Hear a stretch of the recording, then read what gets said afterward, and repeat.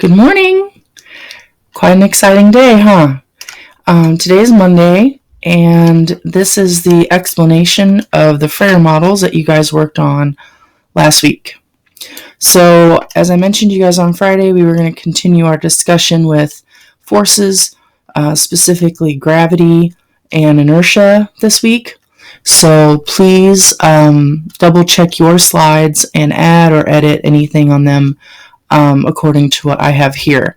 This is posted in the weekly planner. It's also posted as part of the Frayer model assignment itself. So the links here do not play well over Google Meets or in Screencastify, the program I'm using right now to talk to you. So you'd want to open these and follow those YouTube links yourself. So gravity is an attractive force. That means it's a pull, not a push. And as we talked about on Friday, when we checked the bookwork, that it exists between all matter. So anything made of atoms or molecules is pulling on everything else. However, it depends on two things, mass and distance. So on Earth, it's mostly mass. The Earth is so massive that it is able to overshadow any other observable forces of gravity. So what that means is if you let go of something, it's going to fall down toward the ground, toward the center of the earth, and not at you, or, a big building or something like that.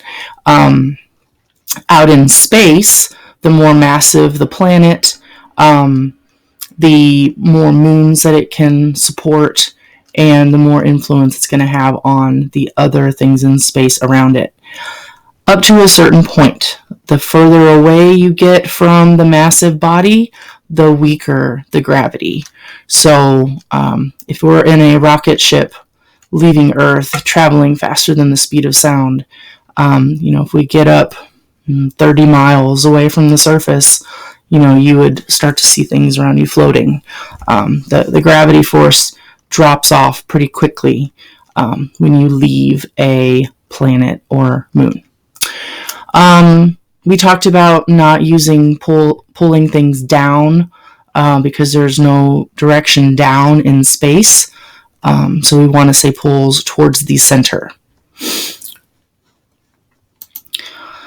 Mass is one of the words that comes up in this section. It's abbreviated with an M. This is the measure the amount of matter in a body or an object. It's measured in grams or kilograms, and it doesn't change with location. So on Earth, you would be a certain amount of kilograms. When you travel to the moon, you would still be that same amount of kilograms. When you use a balance, that's what this is, a triple beam balance. It just tells you how much stuff it's made of. And the stuff that we talk about are atoms and molecules. The opposite of this, you want to use weight. We talked about people confuse that a lot.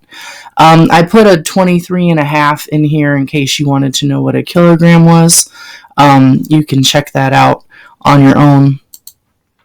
Weight is a measure of the force of gravity. So you would want to use weight and newtons, or weight and gravity as synonyms of each other. This is a spring scale, and someday you guys will get to use these in class. But that what you're seeing when you step on a bathroom scale, or one of these spring scales, or the scale in the grocery store that you put the, bananas on. It's telling you how hard the gravity is pulling on that object. Okay, this can change with location. So that's important. You need to know that mass will not change based on your location in space. Your weight can change based just simply on your location in space, because the force of gravity will change depending on how massive the planet, moon, or other, celestial body happens to be. So please read these over, check your work, watch the videos. Now that you've checked your Frayer model, please go on to the next activity. It's kind of like an escape room mixed with the Amazing Race show. So I hope you enjoy that activity, and I hope to see you tomorrow or Thursday.